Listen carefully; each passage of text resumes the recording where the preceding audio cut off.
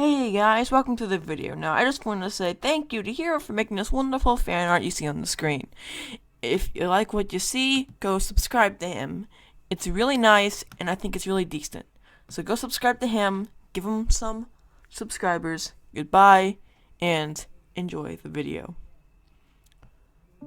I'm sure we've all heard of creepypastas, right? Well, I'm here to tell you 8 short, creepy ones. So, without further ado, let's begin.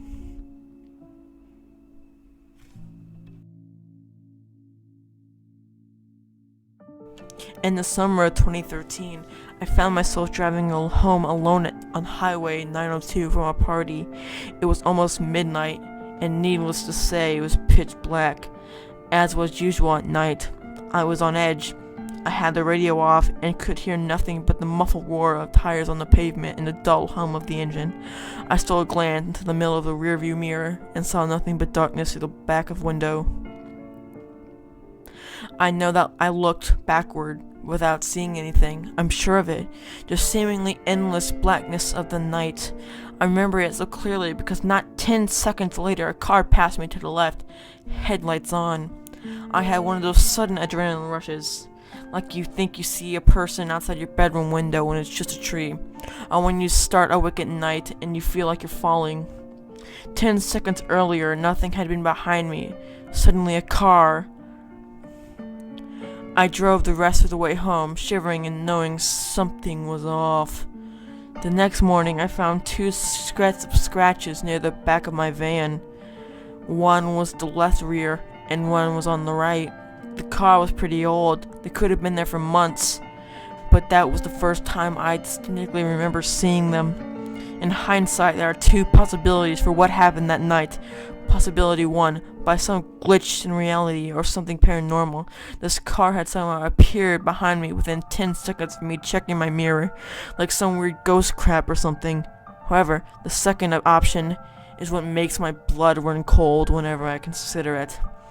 It didn't even occur to me until months after the fact, but it makes me dread driving alone at night even more.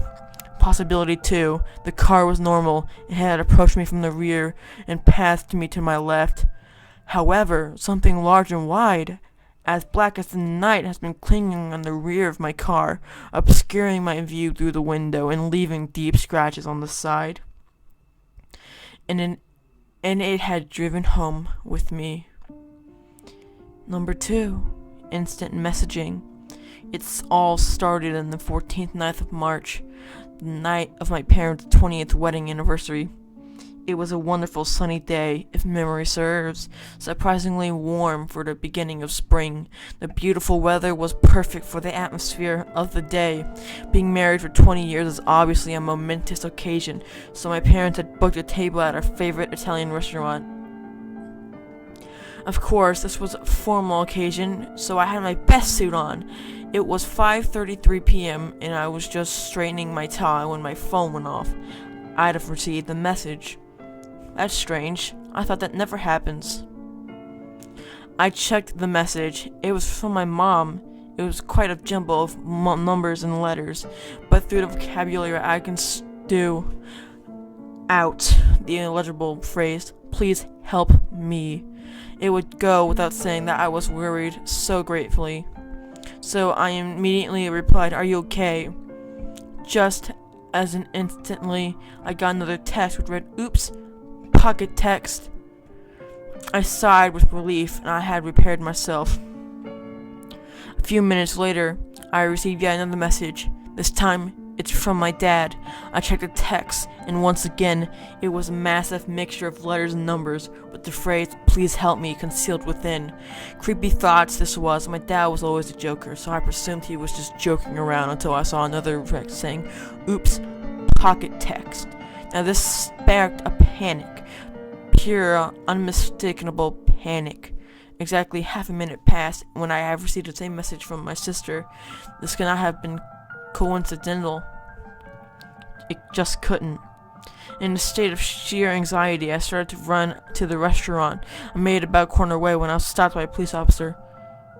"Main road closed," he said. "Huge car crash."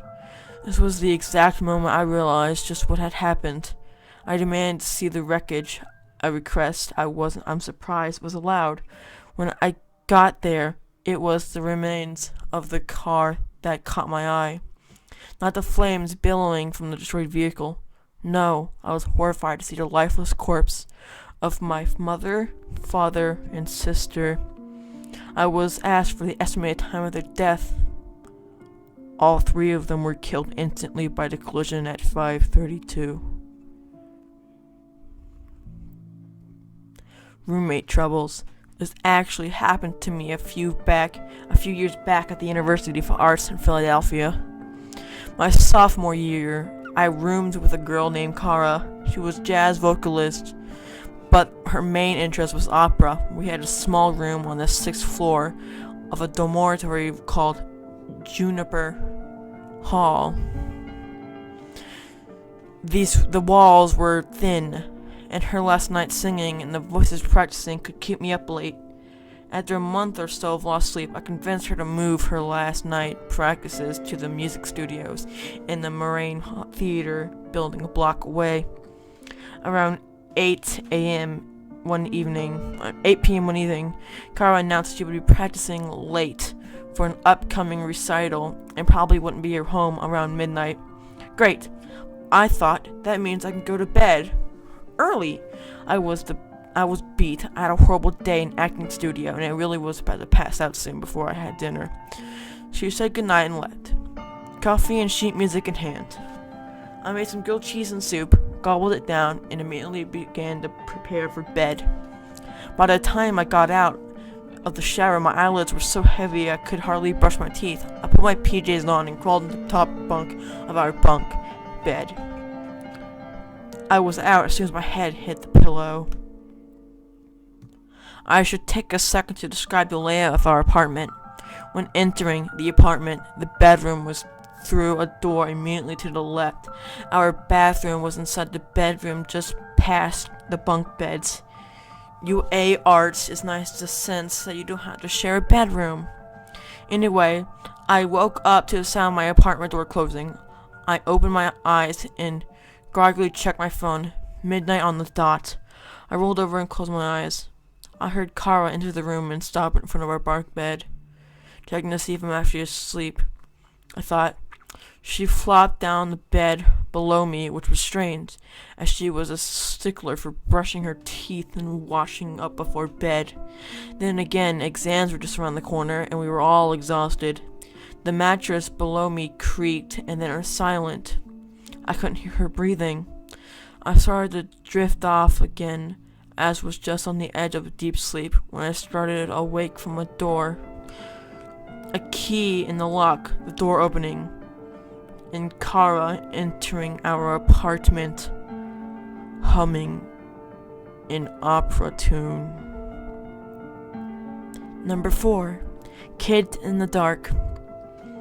Growing up poor in the deep south, meaning sharing a lot with my little brother, Ollie. Most often we'd pass toys, clothes, and skin conditions between us, up until he was 6. We even shared a bed. Neither of us was happy about that. It was my 10th birthday when that changed. I got one present that year. It was a bed of my own. Ollie was jealous right away, and I couldn't understand why. We had to keep the half-broken frame with worn-out mattresses. The one I'd gotten wasn't much better, but not being broken and worn was enough. Sleeping apart was a great feeling. It was freedom. No longer would I have to suffer from the kicks to the stomach. No longer would I have to wake up to Ollie's foot pressing onto my neck like he stepped on Dracula the night before. At least that's what I thought. Right away, after I got into the new bed, the shriek started. At first I thought Ollie woke up in the middle of the night, screamed because he got scared. Then the sound echoed through the tiny room again, and I knew it wasn't a normal cry. The room was always black as pitch after sunset. The one window we had pressed against a long leaf pine, and even the biggest, brightest moon cast no light aside. The shriek just drove me crazy. Probably the exact time these sharp yells would have knocked me right out of my dreams. It was my mom or dad yelling either. I knew that sounded like believe me. Most worrying of all, the fact that I couldn't tell where it was coming from. It seemed completely random. One night I'd come from somewhere near the closet. The next I'd shoot out of the corner of the ceiling. And any hope I'd have of my own room space would get dashed every time, as Ollie would silently sleep into my bed with me, shaking like crazy. He'd collapse onto me and wouldn't let me go until it was almost daybreak. Most times I'd take his hand and tell him everything was going to be alright next morning, but I was never really sure. Over the time, the shrieking started changing. At first it was only to small degrees, but eventually it took out the primal hooting sound of a primate calling for its fierce warning. I had clasped my pillows to my ears to stop from going deaf. Mom and Dad never believed me or Ollie, basically because the thing, whatever it was, refused to make me peep when they were in my room. Apparently, they couldn't hear it through the walls, even though it was damned sure loud enough, The shriek just got worse and worse until I felt like I couldn't take it anymore. Me and Ollie were doing really bad in school, and we just had no energy at all. I could sleep more deeply with my head dropped up and my eyes in the middle of class than in my own room at night. Thankfully, we moved out of the house nearly a year later. I had contemplated all sorts of things, even as a child's clumsy concept of suicide, to get away from the horrific nightly noise. There was no problem at the next house. It was a nice white cookie-cutter home on the dead-end street, and I welcomed the normalcy. What's more, when we moved into the bunk bed waiting for me and Ollie, no more broken bed, no more second bed. I ended up having to share anyways. The only problem was who deciding to get the top bunk. I told Ollie I deserved it. After all, I have gotten a new bed way back, and he ruined it by climbing onto me every night. What? He shook his head. I never did that. Okay, that was the end of this video. I hope you really liked it. I know what I said, 8 short, scary stories, but I don't have the energy to read anymore, so 5 is good enough, right? I'm sorry for lying to you. Alright, I said 4. Oh, shit. I'm sorry. I'm not in the best mood to be doing shit like this, but, yeah, thanks for watching, and I'll see you next time. This has been Pumpkin Wings. Cue the outro.